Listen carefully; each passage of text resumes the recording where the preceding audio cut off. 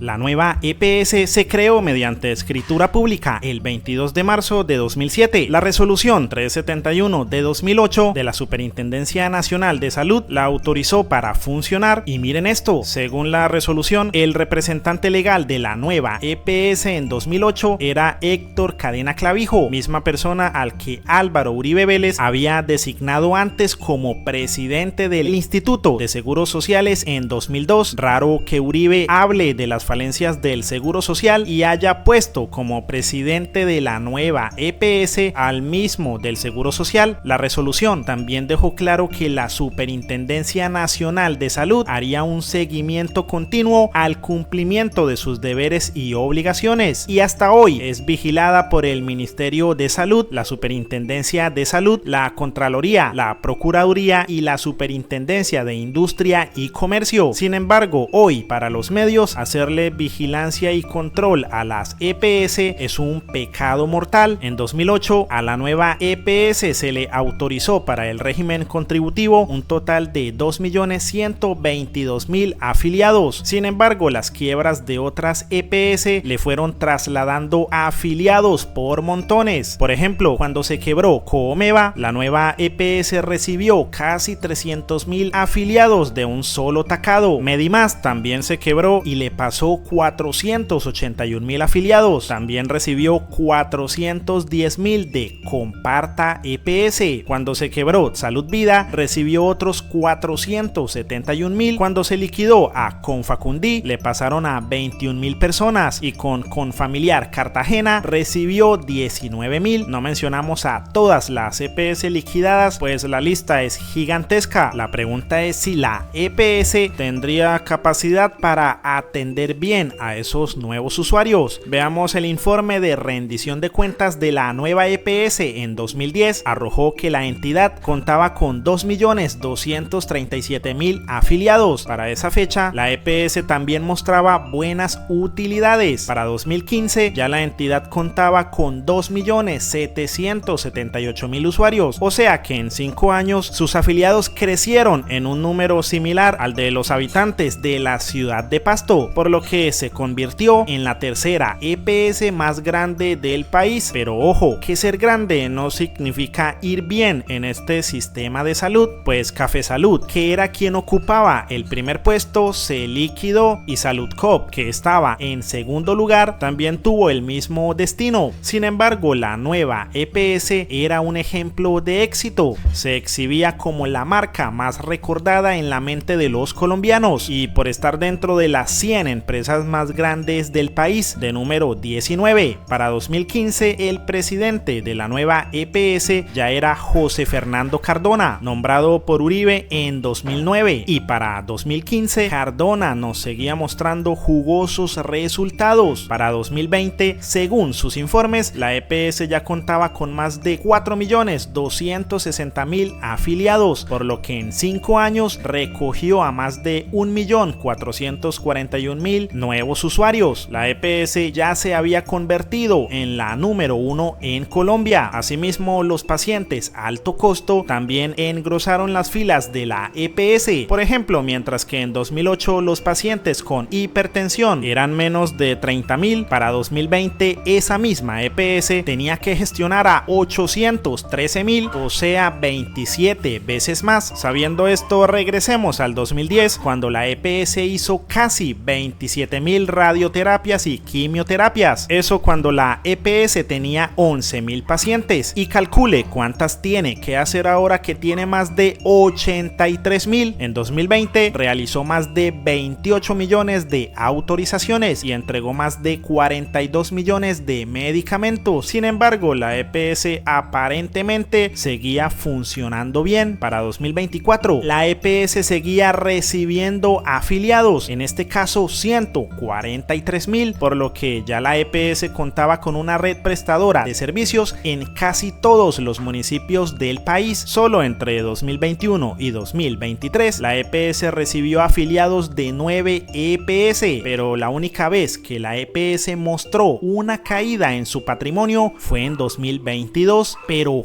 ¿qué pasó? Si pese a que venía recibiendo afiliados desde el 2008, todo iba tan bien y todos los años venía ya con ganancias excepcionales. La respuesta tal vez la tenga el buen muchacho que nombró a Álvaro Uribe. Escuchemos. Bueno, mucho ojo porque por el presunto desvío de 70.000 millones de pesos del sistema de salud fue imputado José Fernando Cardona, expresidente de la nueva EPS. Mauricio, ¿quién lo nombró en la nueva EPS? El expresidente Álvaro Uribe Vélez, en alianza con las cajas de compensación a finales del 2009, cuando Cardona era uno de los técnicos de confianza en los temas de salud. Sí, es que la fiscalía lo acusa por falsedad en documento privado, por fraude procesal. Les encanta el fraude procesal a esta gente, ¿no? Omisión de control de recursos de salud y por peculado por apropiación. Entre 2019 y 2023 habría ocultado 14 millones de facturas de la EPS para evitar la intervención, permitir el desvío de recursos y simular que la EPS funcionaba muy bien. Sí, es que fue presidente hasta que el gobierno de Petro, ante miles de quejas y deudas con las clínicas y los hospitales, logró su salida e intervino la entidad, destapando esta olla podrida. Durante el presunto maquillaje contable, Enrique Vargas Lleras, hermano de Germán Vargas Lleras, participó en la junta directiva de esta nueva EPS. Otro buen muchacho que termina vinculado al saqueo de los recursos de todos los colombianos para la salud.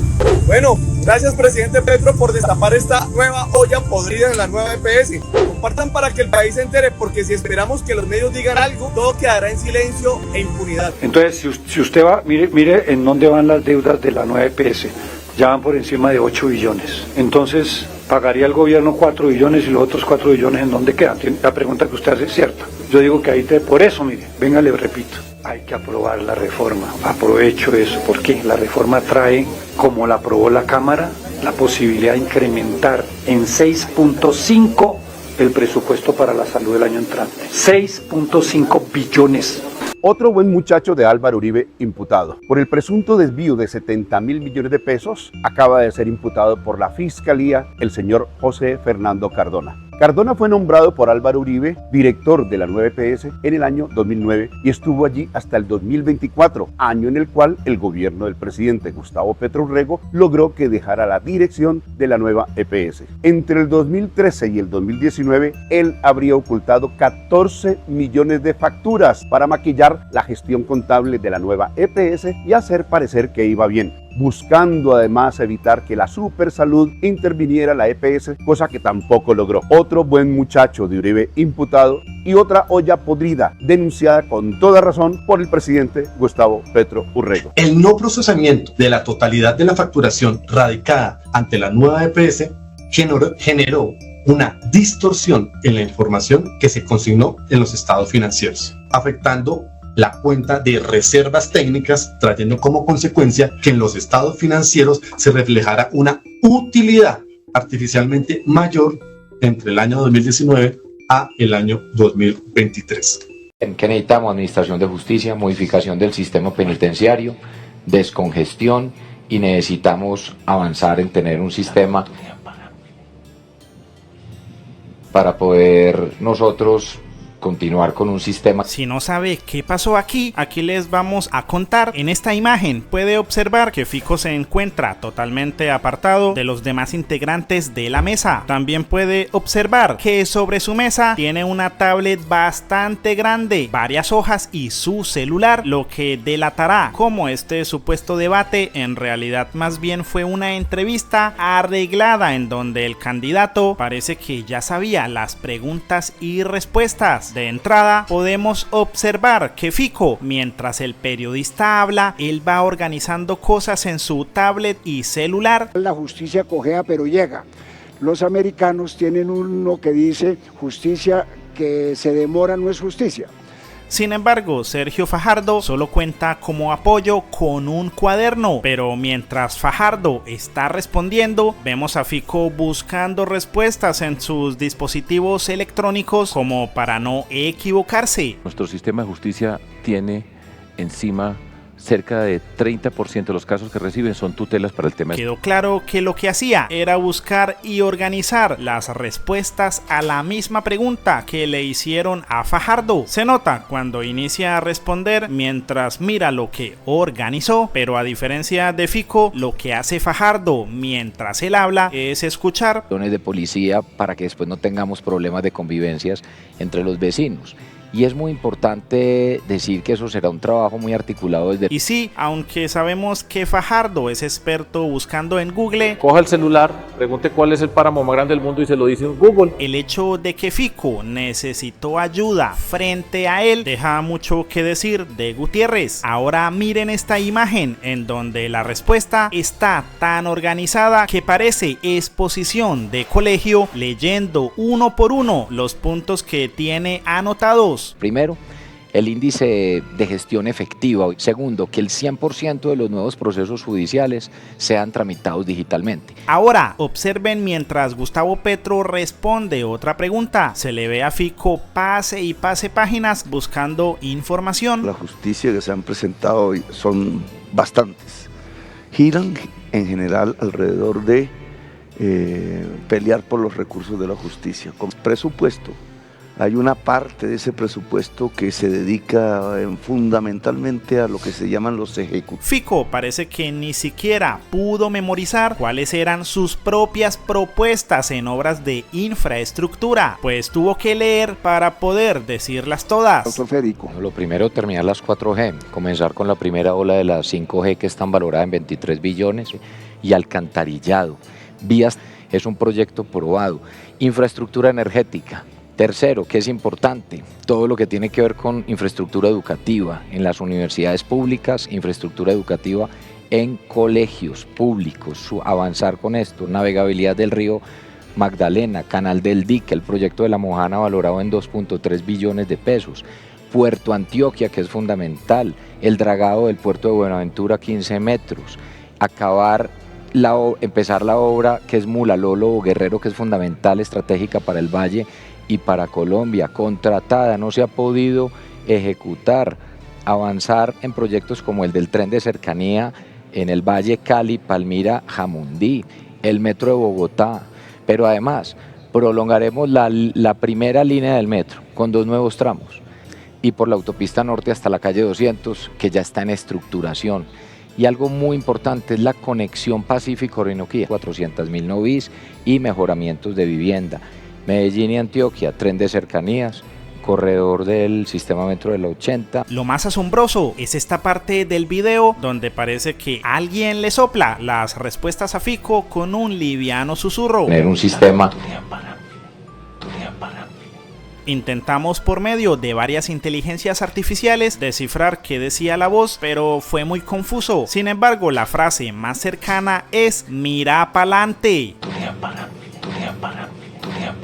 como si su asesor le dijera "deja de leer y alza la cabeza". Acto seguido, Fico se quedó en silencio y miró para adelante. Este supuesto debate fue una muestra de cómo, gracias a asesores de campaña, cualquier persona puede ser candidato presidencial. Por eso, cuando llegan a los cargos, se nota mucho el desconocimiento de ciertos temas, como por ejemplo aquí, donde Fico se las quiso dar de inteligente. ¿Cómo responderle a alguien que cree que el gas se trae a través de los cables de energía?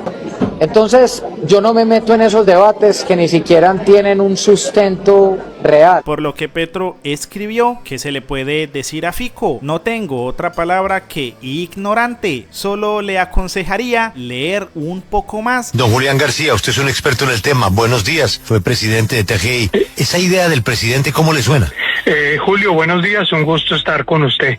Bueno, primero que todo, ese concepto de transporte de gas por cable, en la industria se conoce, perdón por el anglicismo, gas by wire, pues es algo que se ha usado hace muchos años en la industria. Es un concepto ampliamente usado y aplica no solamente para el gas, sino también para el carbón. Y aunque en el video queda bastante clara la idea del presidente, Fico aún así no fue capaz de salir de la ignorancia. Han Wen-san compartió un resumen de su análisis sobre la encuesta del partido Mira, de la que comentó: la conclusión es que el mecanismo de la recolección de datos introduciría un sesgo muy importante en los resultados, y adicionalmente estos resultados de ninguna manera pueden representar al universo de empleadores ni tampoco el de trabajadores errores, y pese a varios errores, el partido dijo que el resultado de la encuesta fue la razón por la que le dijeron no a la reforma laboral. Que nuestra decisión de firmar el archivo de esta ponencia obedece a unas encuestas que realizamos en el país. Empleadores fueron 4.000 y trabajadores fueron 17.205 en el país que respondieron a esta encuesta en 32 departamentos. Y el resultado que nos arrojó es que, como viene el texto propuesto, lo que nos generaría es un desempleo. Pero voy a hacer referencia a esta encuesta porque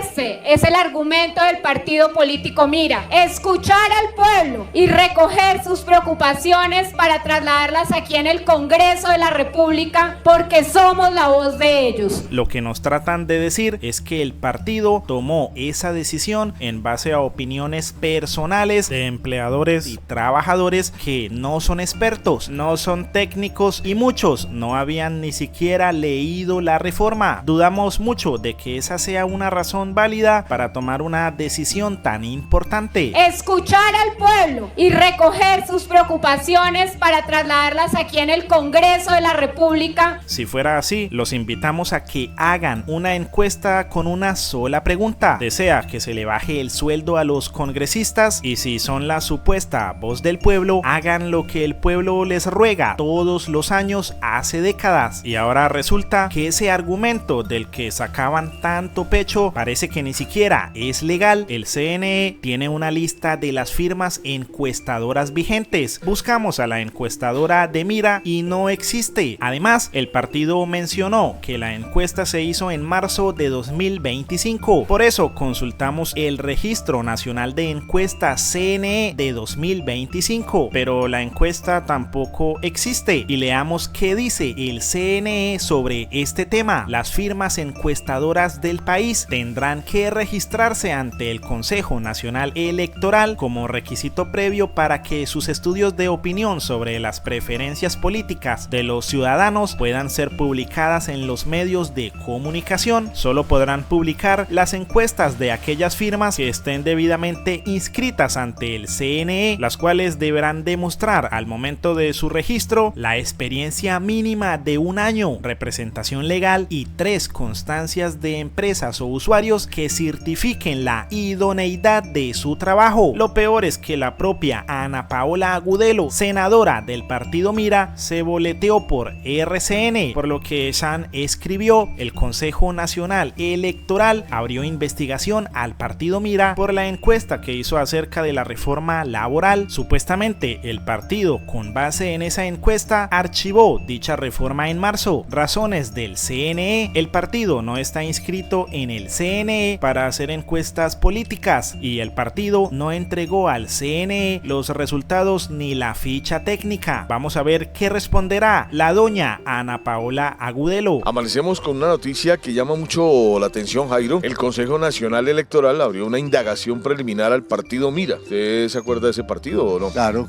El partido Mira, por las declaraciones que dio la senadora Paola Agudelo sobre la realización de una encuesta a más de 20.000 empleados y empleadores, quienes presuntamente habrían contestado en contra de la reforma laboral, y por lo tanto esa habría sido la razón por la que el partido votó para que se archivara el proyecto. Frente a esto, un abogado realizó una solicitud al Consejo Nacional Electoral. Este abogado informó que se puso en proceso una investigación hacia el partido, ya que este no estaría registrado como encuestador oficial y permitido por el Consejo Nacional Electoral. Y además, este organismo no recibió por parte de la organización política los resultados o fichas técnicas sobre las encuestas realizadas. Es así como, gracias a dicha solicitud, el CNE llamó al representante legal del partido Mira para responder ante la entidad sobre la implementación de dichas encuestas. Dice el Consejo Nacional Electoral: requerir al representante del partido político Mira para que dentro de los 5 días hábiles siguientes a la notificación de la presente actuación administrativa se pronuncie sobre la presunta vulneración al régimen de encuestas y sondeos electorales y políticos previstos en la Ley 130 de 1994 y los artículos 4 4, 5 y 7 de la resolución número 23 de 1996, dice el documento. Además, Wilson Arias escribió: señores y señoras neoliberales, no echen paja. Dar derechos laborales al pueblo no aumenta el desempleo, aumenta la calidad de vida del pueblo. La consulta popular va. La audacia para faltar a la verdad y en algunos casos explicar con cierto rodeo expresiones equívocas, inclusive mentiras históricas. El arte de la infoxicación, es decir, de intoxicar la información con la finalidad de que la gente no entienda lo que estamos discutiendo. Inclusive invocar encuestas al respecto. Mucha audacia se requiere para presentar,